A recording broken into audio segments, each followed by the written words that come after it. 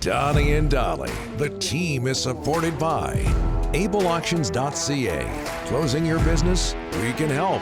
And King of Floors, your vinyl, laminate, and engineered flooring superstore.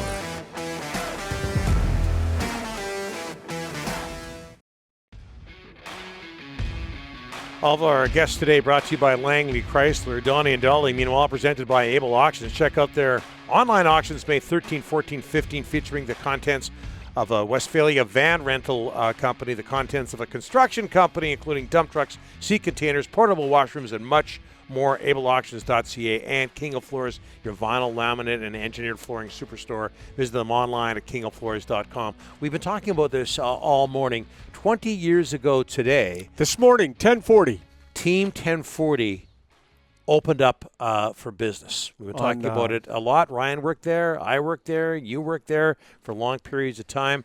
Long-time 1040 program director Rob Gray joins us now, our former boss. Rob, thanks for doing this. How are you? Ripped into us quite a bit. Rob, can you just clear something up for us here? What the hell did Dollywall do at 1040? We're not really sure what he does. Be kind, here. Rob. Be kind. Well, he broke a lot of stories, Don. That's what he did. He worked harder than anybody else. No, we had such a great time back in the day there. Just so many good memories of the place on Homer Street there, and the fun days of getting it going. And I think Rick was probably a lot like me at that time, where we used to listen to KJR. You'd be able to drive around in your car and listen to KJR in Seattle and just say, man, wouldn't it be great if Vancouver had full-time, 24/7 sports radio, because there's so much going on in the city. And it was always great to listen to Dan or listen to you there for that, what was it, a year and change, Don, in that slot at night. But, man, having full-time 24/7 sports radio would be so good. And to have been there on the ground floor and help bring it into reality was just so much fun. And we worked crazy hours back then. It was just an absolute riot, but we loved it. And I don't know you, Rick, but there were a lot of days where it didn't feel like work. It was just a passion, and you got to go to work every day and have fun at your job. And that's so rare, as we know, for so many people. So we're just blessed to have been able to be part of it. Every day is not work for me. When you love what you do and you have a passion, enthusiasm for it, Rob, it's not work. It's not a job. You just jump out of bed. You can't wait to get to work. Absolutely, and I think that was the atmosphere. And I never got to work at Sports Page with you guys, Donnie, but I thought we did a pretty good job of trying to replicate that atmosphere at 1040 back in those early days and have that kind of fun. And what was so great to have Paul Carson there as well, out of the gates with us. And you may remember the Carson and Triano afternoon show. Yes. That was unintentionally, I think, one of the funniest shows ever on radio. Carson, wasn't it? Carson and Triano. Definitely. Hey, what are your memories of day one? You mentioned Dan Russell and Bill Courage at 10:40 a.m. On this day 20 years ago. What were your memories of day one? How difficult was it? Well, as you guys might remember, our old control room, and God bless Ed Jurak, if you remember him, our engineer of the time, the really Jurachosaurus Rex, as we called him. The control room was basically held together with duct tape and baling wire. Like, we were lucky to be on the air.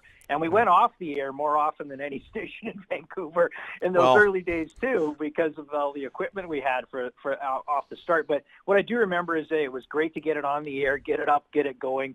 All of the, as you guys know, and know with this show, too, advertising is what makes things go. And nobody thought we could do it. We had so few people that jumped on board out of the gate and understood what we were trying to do. And that was the exciting part, was to start getting some great traction for some clients and have people know that, wait a second, people are going to listen to this. A lot of people are going to listen to this, and they're the right people, and that makes for a business model that's going to make this successful. So I remember we had that morning show, and then we had to go to the national programming. Yes. And the national programming was a disaster. Yeah. It was just so wallpaper and so boring. Toronto. That's all it was.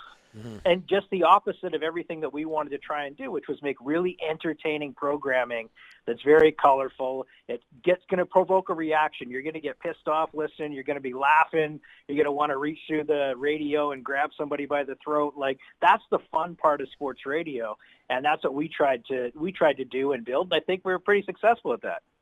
Rob, before I let you go, just your memories of Dollywall in Vegas, because he doesn't have any. Well, yeah, I mean, there was some great audio. Where did that ever go, Rick? Oh, we ran some earlier, but wasn't there an incident on a dance floor where you were telling him to get off the dance floor and get to bed? He was telling me, get to bed, and I'm like, don't That's worry right. about it. Don't worry about it. Yeah. I think you actually, if I remember correctly, I said, hey, Rick, remember you got to do the morning show. And Yeah. it's in whatever it was, like 4 hours. You're like, okay. And I thought you And we've got proof of how that worked out. Hey, Rob, we're out of time here. We can go on and on. Thanks so much for this. Really appreciate it. And do I say congratulations? Oh, happy anniversary. How about that, Happy Rob? anniversary. Yeah. Yeah, happy anniversary. That's the best thing. Good memories for sure. Oh, you guys definitely. are best. How about Rob Gray, longtime program Yeah. director at 1040. We used to take these annual trips to Vegas before things got too corporate around 1040. And Hey. they were just, and we took the clients down and we did shows from there. Man, it was fun. Saw Seinfeld. People don't realize this. Our first Vegas trip, and I'm at the airport. No, I'm on the plane, and I get a call from you saying I can't go. I don't want to go. You remember that? Yeah. Yeah. You backed up. Dollywall's here. He's arrived. Some evil, what's it called? The Strip? It's a very evil place.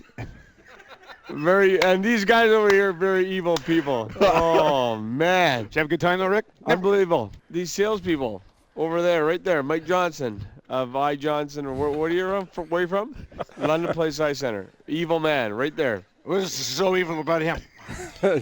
All three of these guys, evil people. Why? About 4 hours ago, very evil people. And BMAC was so good. He knew how to play You offense. stayed employed after that, too. That's the shocking part. That's the shocking part. Whatever is, happened to I. Johnson? Do you know? He's the Mike Johnson. He's on Twitter all the time. These guys, these young bucks got a hold of me on the first night, and it was a mess. Oh, yeah, it was their fault, I'm sure. Lots of good memories. We could, honestly, the poker argument with Pratt and I. That was number one.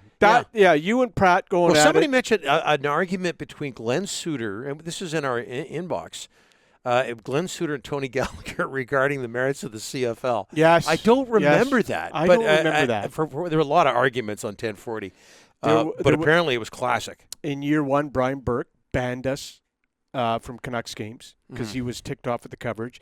Todd Bertuzzi, I got a call from Bertuzzi going to work. He was pissed off at something someone said on the station. I think that was John the Beast Connors incident. And Bertuzzi called me on my cell, and I was like freaking out. I was like, holy smokes. All sports radio, it pisses a lot of people off. It's really good entertainment. So does All Sports TV. That's what it does. That's what it does. That's what it does. I'm sorry, but it's not for everybody. It's about opinions, and it's targeting men 25-54, and that's what we did back in the day.